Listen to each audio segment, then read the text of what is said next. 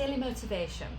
There was this small village and a water bearer was there, and he had these 2 large pots, and each one hung on the ends of the pole which he carried across his neck. You've seen the pictures, haven't we? So one of those pots had a crack in it, and while the other one was perfect and always delivered this full portion of water, the cracked pot always arrived at the end of the full walk with this stream of water behind him and the pot half full.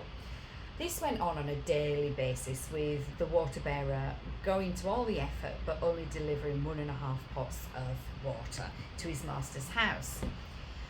So the perfect pot was proud of its accomplishment, but the cracked pot of like half a pot of water, it was ashamed of its imperfection, and it was miserable that it could only do half of what it had been made to do. And after years of what it perceived to be a bitter failure, the cracked pot spoke to the water bearer one day by the stream and said, "I'm ashamed of myself and I want to apologise to you." "Why?" asked the water bearer. "What are you ashamed of?" "For these past years, I've been able to deliver only half of my load because of this crack in my side. It causes the water to leak out all the way back to your master's house. Because of my flaw, you have to do all of this work and you don't get the full value from your efforts." The water bearer felt sorry for the cracked pot, and in his compassion he said, "As we return to the master's house, I want you to notice the beautiful flowers along the way."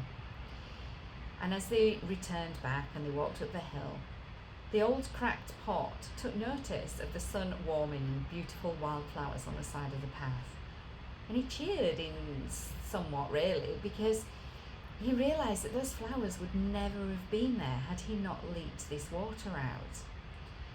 So the moral of the story is that we all have our own unique flaws, and particularly if we're dealing with fertility, we may feel that what we have been created for isn't working properly for one reason or another.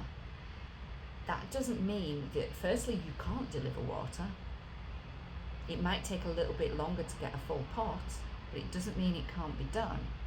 And also that there aren't things that you learn about yourself, about your partner, about your relationship along that journey. And there will be some wildflowers growing as a result of it that you would have never had. Now, whilst that might not be something that is your first priority, because ultimately you're looking at fertility, it doesn't mean that it's not important and that it won't stand you in good stead in the future. So keep going.